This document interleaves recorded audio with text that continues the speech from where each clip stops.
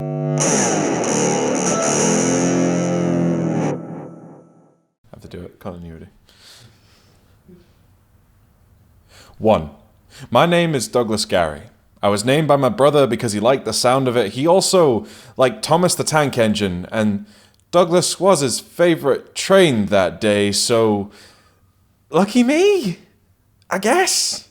Sometimes I wish I had a cooler name, like Noah or Isaac, something biblical and filled with purpose. I guess this leaves me the opportunity to create my own without inheriting any of their mistakes. 2. I like comic books, video games, and indie movies. So naturally I've thought about what superpower I would have, and I came up with control over time and space. Because some moments are worth repeating. Like the beginnings of the universe, or watching my future children grow, or the fireside conversations I have with my dad, or the night that I first lost myself to you, because some moments I would change. 3. Whenever I turn on the light, I keep my eyes closed for an extra few seconds. I do this to appreciate the light, but I wonder when we started convincing ourselves that darkness was something to be afraid of. Darkness is just a challenge, just a place for us to shine brighter, just a place to say, hey, screw you to the thoughts that hide there. 4. I've started writing all my thoughts in pencil, just so I can erase them, send the shavings onto the floor in the hopes that passers-by will take them places like exactly where they are needed. More often than not, I write love as much as it's okay, even when neither are true. I believe one day they will be. 5. I think about love more often than I write about it. 6. I still love you. 7. I'm a believer in God, and I'm trying to live a life that'll make Him believe in me. I don't care if that's theologically inconsistent. It is a damn good motivator. 8. I dreamed I met Kurt Cobain once. 20 years after the shotgun clicked, he spoke in a ringing in my ears. 20 years after the shotgun clicked, and he still didn't have the words to say what truly happened that night. 20 years after the shotgun clicked, and he'd only just started talking to me. It's funny how Pandora's box looks oddly heart-shaped. That's what we keep telling each other, and this is all to tell you that I define my nirvana poetically through the lyrics of a dead man. And it smells like spirits that just grew out of their teens and are looking for a way back again. 6. I still love you. 9. Recently, I've been trying to relate everyone in my life to music. My mother is a gospel hymn sung in a house on fire, and she does not need saving. My brothers are rock and metal and grunge and punk and all the genres he introduced to me when I was 10 listening to their cassette tapes. My friends are smiling folk songs, at least most of the time. I couldn't tell you whether my dad is smooth jazz or classic rock. Either way, he is more constant than the gray hairs will ever tell you. You are most definitely blues. But I won't tell you why just yet. 5. I think about my mistakes more often than I write about them. 10. I wrote this as a list poem, because my thoughts, they rarely work in straight lines. It's more like games of word association, and lately they've been coming down to just a few, but I won't say them here. I'm afraid if I take them out of the game, I will never get them back. 5. I think about everything more often than I will ever tell you. 6.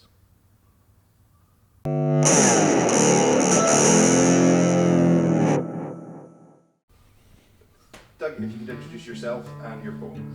Hi, my name's Doug Garry, and my poem doesn't actually have a name. I just know it as the list poem.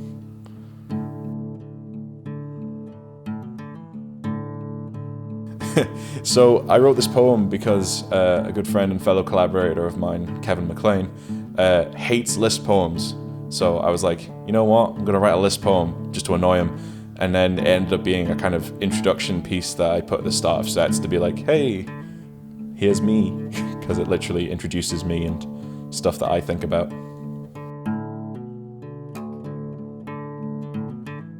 I have a bit of a weird writing process, although I don't think it's that weird. I think a lot of people have it, and it's kind of a problem I'm trying to break out of where I'll have about 6 months where I am totally not able to write, and then there'll be like a month where I write 3 things and it'll all just come out really quickly. So everything kind of gets built up around a line or a phrase or an idea that I have, and it kind of builds around that. Like, it's not always the start line, it's not always a finish line, it's like usually in the middle somewhere, and I have to build a story and concept around that.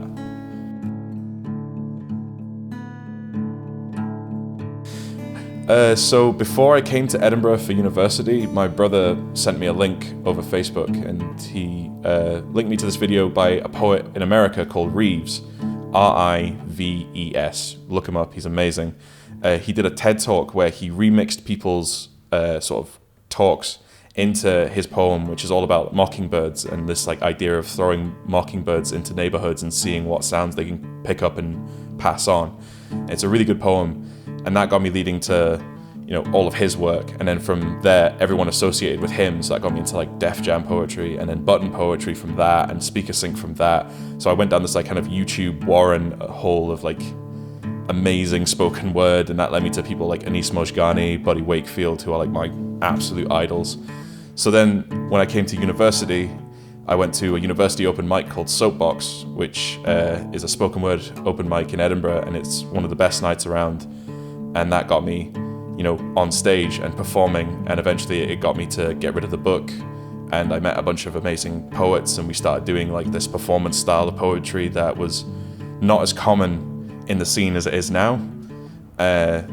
Like it was still around, we didn't invent it, but like we sort of took it and made it our own, and that's Loud Poets.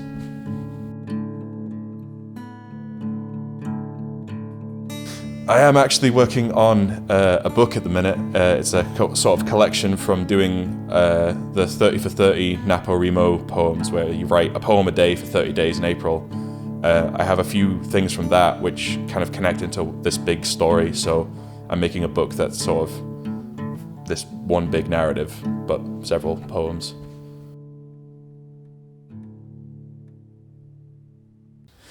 No.